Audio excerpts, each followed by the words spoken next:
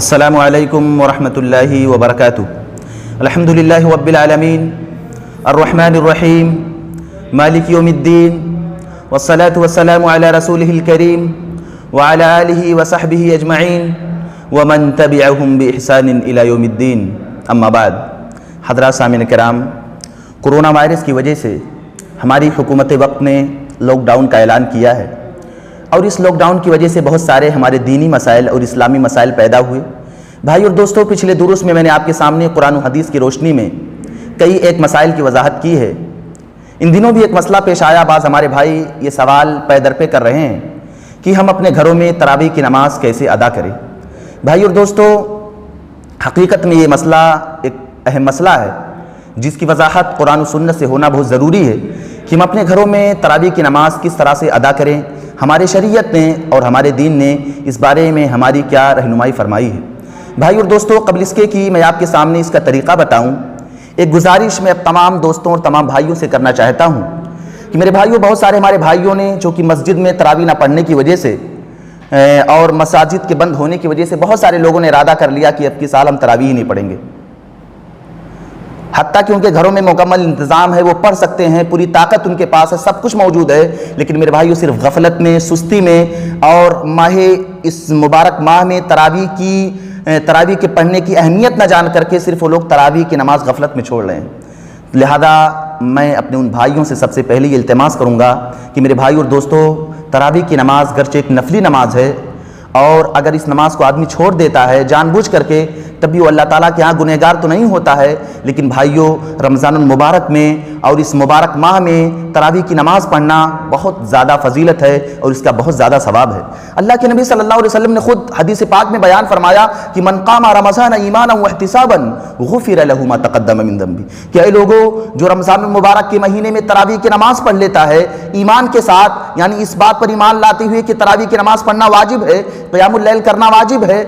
اللہ کے نبی صلی اللہ علیہ وسلم نے بیان فرمایا غفر له ما تقدم من ذنبه، تو اللہ تعالیٰ اس کی زندگی کے پچھلے تمام گناہ معاف فرما دیتے ہیں۔ میرے بھائیو، آپ اندازہ کیجئے کہ کتنی فضیلت ہے کہ بندہ تراویح کی نماز اگر پڑھ لے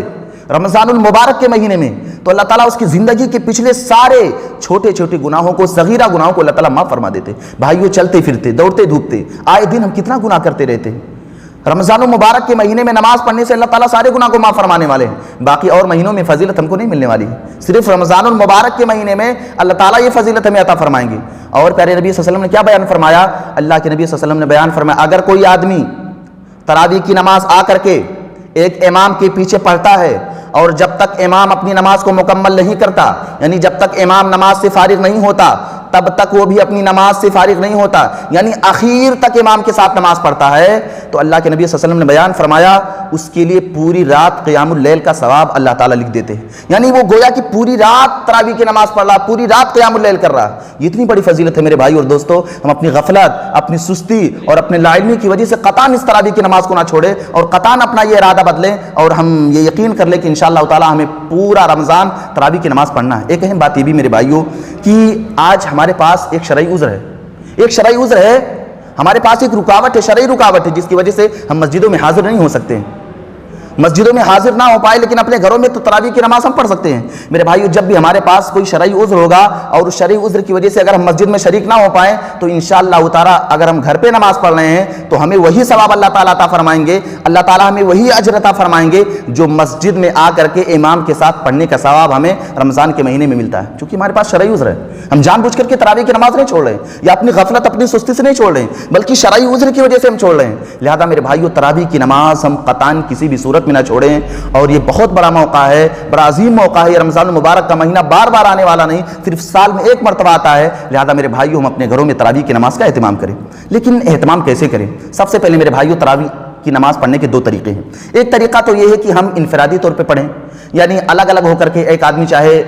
جب اس کا دل کہے پڑھ لیا کرے نماز، لیکن ایک طریقہ یہ بھی ہے کہ ہم جماعت سے نماز پڑھیں، تراویح کی نماز کو جماعت سے پڑھیں، اور جماعت سے تراویح کی نماز پڑھنا یہ افضل ہے، بہتر ہے، پیارے نبی صلی اللہ علیہ وسلم کی سنت ہے، اللہ کے نبی صلی اللہ علیہ وسلم نے اس کی ترغیب دلائی ہے۔ لہذا ہمیں اپنے گھروں میں جماعت کے ساتھ تراویح کی نماز کا اہتمام کرنا چاہیے، اپنے بچوں کے ساتھ، اپنی بیویوں کے ساتھ، اپنی ماں اور باپ کے ساتھ، اپنی بہنوں کے ساتھ، سارے لوگ جمع ہوں اور تراویح کی نماز ادا فرمائیں۔ تراویح کی نماز ادا کرنے کا طریقہ یہ ہوگا کہ اگر ایک آدمی نماز ادا کر رہا ہے تب تو کوئی مسئلہ نہیں ہو، اکیلے کھڑا ہو کر کے نماز ادا کرے گا۔ اگر دو مرد ہیں تو جو دوسرا مرد ہوگا وہ امام کے دائیں طرف کھڑا ہوگا اور امام بائیں طرف کھڑا ہوگا۔ اگر تین لوگ ہیں تو دو لوگ پیچھے ہوں گے اور ایک آدمی آگے ہو کر کے امامت کرائے گا۔ اور اس طرح سے میرے بھائیو اگر عورتیں ہیں تو عورتوں کی الگ صف لگے گی اور مردوں کی الگ صف لگے گی، اس طرح سے کہ مرد اکیلے ایک صف میں ہوگا اور عورتیں دوسری صف میں ہوں گی۔ یہ کسی بھی صورت میں جائز نہیں ہے کہ عورتیں بھی مردوں کے ساتھ کھڑی ہو کر کے نماز پڑھیں، چاہے جو بھی ہوں، چاہے ان کے رشتہ دار ہوں یا ان کے شوہر ہوں یا کوئی بھی ہوں۔ یہ درست نہیں ہے کہ ان کے بغل میں کھڑی ہو کر کے نماز پڑھے۔ اسی طرح سے یہ بات بھی جائز نہیں ہے کہ ایک عورت مرد کی امامت کرائے، مرد ہی عورتوں کی امامت کرائے گا، یہ بھی درست نہیں ہے۔ اور میرے بھائی اور دوستو، اگر عورت امامت کرانا چاہتی ہے تو عورت مردوں کی امامت نہیں کرائے گی بلکہ عورت عورتوں کی امامت ہی کرا سکتی ہے۔ اگر ایک گھر میں بہت سارے بہن ہیں، ان کے ماں ہیں اور ان کے رشتہ دار ہیں، عورتیں گھروں میں جمع ہو کر کے نماز پڑھنا چاہتی ہیں تو پڑھیں، کوئی مسئلہ نہیں ہے، لیکن عورت امامت کرائے گی، مرد اسی صورت میں امامت کرا سکتے، عورت کسی بھی صورت میں مردوں کی امامت نہیں کرا سکتی ہے۔ اور ایک بات میرے بھائیوں، جس طرح سے مرد لوگ امامت کراتے ہیں، عورتوں کی امامت کا وہ طریقہ نہیں ہے۔ عورت جب کھڑی ہوگی تو صف سے ہٹ کر کے نہیں کھڑی ہوگی بلکہ صف کے بیچ میں کھڑی ہوگی۔ یہ طریقہ ہے مردوں اور عورتوں کی امامت میں۔ مرد جو ہوتا ہے وہ آگے کھڑا ہوتا ہے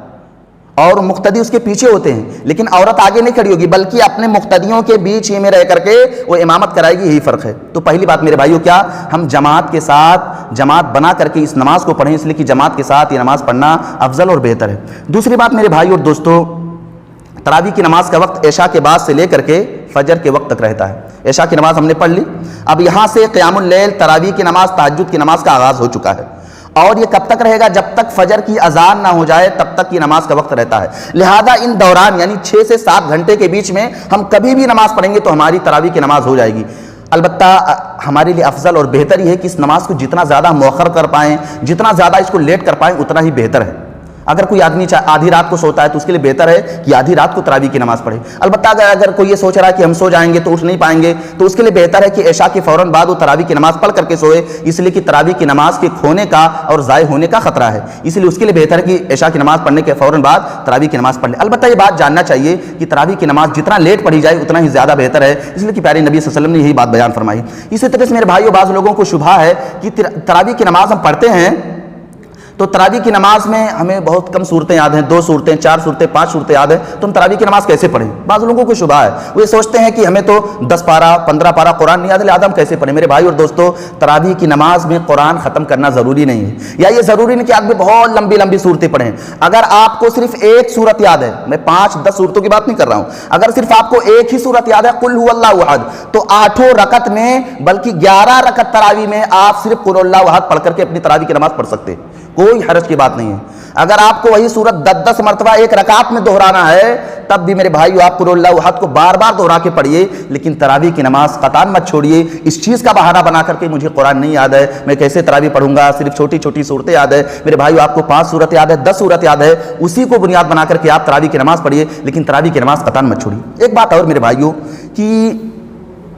بعض سارے لوگ یہ سمجھتے ہیں کہ ہم لوگ وطر پڑھیں گے، وطر میں مجھے قنوت وطر بھی نہیں یاد ہے، قنوت وطر کی جو دعا ہوتی ہے وہ دعا بھی نہیں یاد ہے، تو لہذا کیا ہم قنوت وطر پڑھ سکتے ہیں؟ میرے بھائیو، وطر کی نماز میں قنوت وطر کی جو دعا ہے، اللہم اہدنی فیمن ہدیت وعافنی فیمن عافیت وتولنی فیمن تولیت وبارک لی فیما اعطیت وقنی شر ما قضیت فإنک تقضی ولا یقضی علیک انہ لا یذل من والیت ولا یعز من عادیت تبارک ربنا وتعالیت۔ یہ جو دعا ہے پیارے نبی صلی اللہ علیہ وسلم نے جو حضرت حسن بن علی کو سکھائی تھی، اس کا پڑھنا واجب اور ضروری نہیں ہے۔ یہ ضروری نہیں کہ اگر آدمی اس دعا کو پڑھے گا تبھی اس کی وطر کی نماز ہوگی، بلکہ اگر اس دعا کو نہ پڑھے تب بھی اس کی نماز ہو جائے گی، اور اس میں کوئی حرج کی بات نہیں۔ جس کو یاد ہے وہ پڑھے، جس کو نہ یاد ہے انشاءاللہ تعالیٰ وہ نہ پڑھے، کوئی حرج کی بات نہیں ہے۔ لہذا اس کو بنیاد بنا کر کے ہم سوچیں تراویح کی نماز نہیں پڑھیں گے اس لیے کہ مجھے قنوت وطر ہی نہیں یاد ہے اور وطر کی دعا ہی نہیں یاد ہے، لہذا ہم نہیں پڑھیں گے۔ میرے بھائیو، یہ ساری بات غلط ہے اور لا علمی کا نتیجہ ہے۔ ایک اہم بات میرے بھائیو، کچھ لوگ ہمارے بھائی ایسے ہیں جو یہ سوچتے ہیں کہ ہم اپنی نماز کو لمبی بنائیں، اپنے قیام اللیل کو لمبا کریں، ہم تراویح کی نماز لمبی پڑھیں،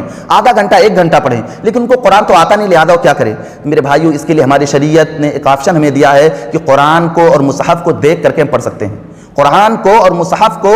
دیکھ کر کے بھی ہم پڑھ سکتے ہیں انشاءاللہ تعالی، اس میں کوئی حرج نہیں ہے۔ بخاری کی صحیح روایت ہے، تعلیقاً امام بخاری رحمۃ اللہ نے اس روایت کو ذکر فرمایا ہے کہ حضرت عائشہ رضی اللہ تعالیٰ عنہ کے غلام تھے جن کا نام تھا حضرت ذکوان رضی اللہ تعالیٰ عنہ، اور میرے بھائیو حضرت عائشہ رضی اللہ تعالیٰ عنہ ان کو حکم دیتی تھیں، وہ عورتوں کی امامت کرتے تھے اور قرآن کو دیکھ دیکھ کر کے پڑھا کرتے تھے۔ لہذا پتہ یہ چلا کہ اگر ہم اپنی تراویح کی نماز کو لمبا کرنا چاہتے ہیں اور بہت لمبا کرنا چاہتے ہیں تو قرآن کو ہم دیکھ کر کے پڑھ سکتے ہیں، چاہے موبائل سے دیکھ کر کے پڑھیں یا مصحف کو دیکھ کر کے پڑھیں، انشاءاللہ تعالیٰ اس میں کوئی حرج کی بات نہیں ہے۔ لیکن میرے بھائیو ہم تراویح کی نماز کو مت چھوڑیں۔ آخر میں پھر آپ سے میں گزارش کروں گا کہ تراویح کی نماز کا اپنے گھروں میں اہتمام کریں اور سنت کے مطابق کریں، جماعت بنا کر کے کریں، اس طریقے پر کریں جس طریقے پر پیارے نبی صلی اللہ علیہ وسلم نے ہماری رہنمائی فرمائی ہے۔ آخر میں اللہ سے دعا ہے کہ اللہ تعالیٰ تو ہمیں اس کا اہتمام کرنے کی توفیق عطا فرما، آمین۔ وآخر دعوانا ان الحمد للہ رب العالمین۔